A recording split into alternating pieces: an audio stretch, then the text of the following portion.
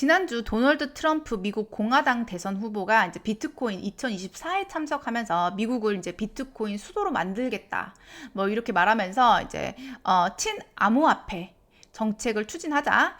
민주당 대선 후보인 카멜라 해리스 캠프 역시 이제 암호화폐 업체를 접촉하는 등 친암호화폐 정책을 추진하고 있다고 합니다. 해리스 캠프는 최근 미국 최대 암호화폐 거래소인 코인베이스, 이제 그리고 스테이블 코인, 그러니까는 가격 변동이 없는 암호화폐 회사인 이제 서클 등의 이제 간부와 접촉했다고 하는데요. 그러니까 이제 현재 트럼프가 암호화폐 기업들로부터 강력한 지지를 받으면서 암호화폐 관련 기업들이 트럼프에게 대규모 정치 자금을 기부하고 있기 때문에 이제 해리스 역시 이에 대항하기 위해서 암호화폐 정책을 추진하려고 하는 것처럼 보이는데요. 이제 실제 암호화폐 회의론자였던 트럼프는 지난주 40일에서 열린 비트코인 2024 컨퍼런스에 참석하면서 이제 비트코인을 연방 준비 자산으로 하는 등 이제 미국을 비트코인 수도로 만들겠다 이렇게 밝히면서 완전히 이렇게 암호화폐 옹호자로 이렇게 돌아섰는데요.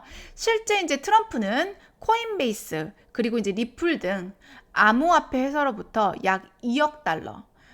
약 2,767억 원 정도를 기부받았다고 합니다. 현재 암호화폐 업계는 친기업적인 공화당을 지지하고 있다고 하는데요. 이제 암호화폐 업계에서는 현재 민주당은 반기업적이라는 평가를 받고 있다고 합니다.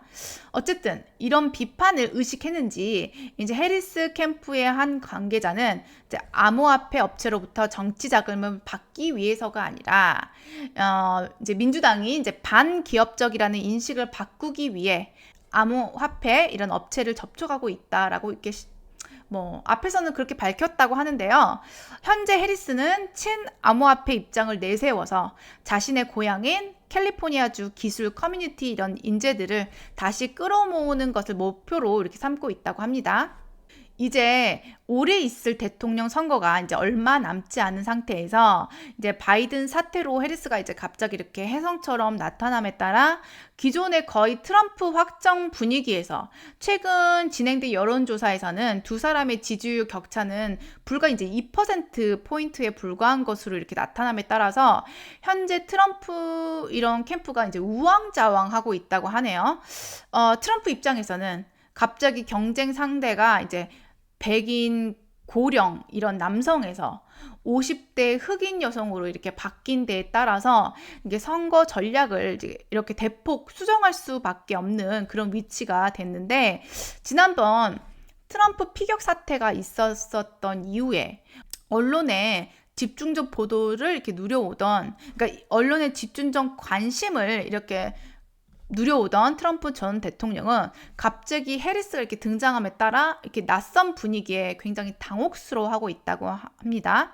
그리고 이제 그 사이 이제 공화당 내부에서도 통일되지 않는 메시지가 최근 산발적으로 나오고 있다고 하는데 이제 현재 트럼프 전 대통령이 해리스를 상대로 한 공격 노선을 이렇게 찾느라고 이제 고군분투 중이라고 합니다. 특히 이번에는 이제 미국 재정 적자가 굉장히 심각함과 동시에 이제 현재 물가 상승 역시 꺼지지 않고 있어서 이제 미국인들의 불만이 이제 굉장히 커진 상태인데 이제 트럼프 전 대통령은 이미 공약으로 이제 높은 관세 및 세금 인하 등으로 인해 이미 이제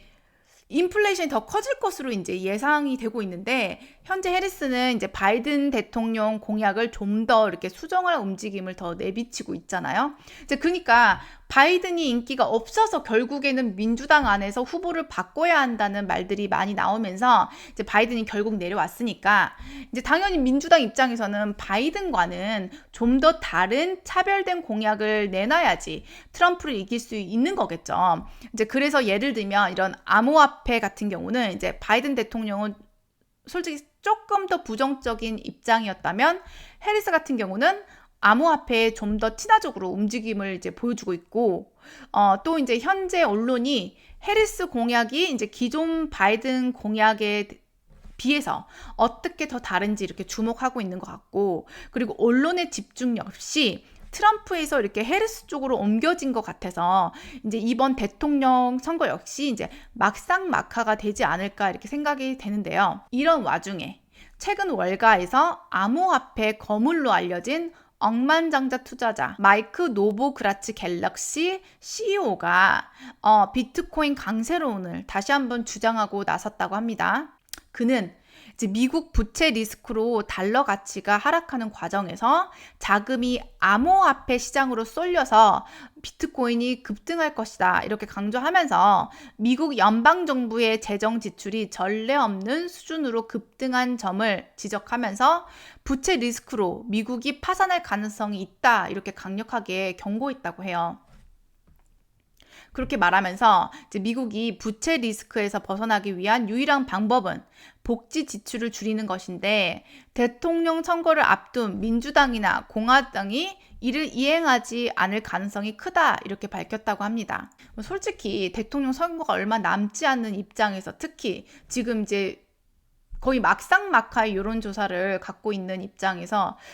뭐 트럼프가 됐든 해리스가 됐든 내가 대통령이 되면 미국 재정을 일단 보호해야 되기 때문에 미국에 있는 뭐 소셜연금이라든지 메디케이드나 메디케어 뭐 이런 거 싹 한번 감축하겠다 이렇게 선거 공약을 직접적으로 이렇게 내놓을 후보가 과연 있을까요?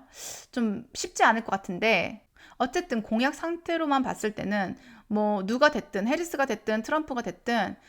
당장 미국 복지 지출을 줄이지는 않을 것 같은데 그는 더욱이 이제 끝없이 늘어나고 있는 부채와 과도한 재정 지출이 국가 파산이라는 끔찍한 결과로 이어질 것이라면서 이제 투자자들이 이런 달러 가치 하락에 대비하기 위해 암호화폐 시장으로 몰려들고 있고 비트코인 가격을 더욱 끌어올릴 것이다 라고 설명했다고 합니다.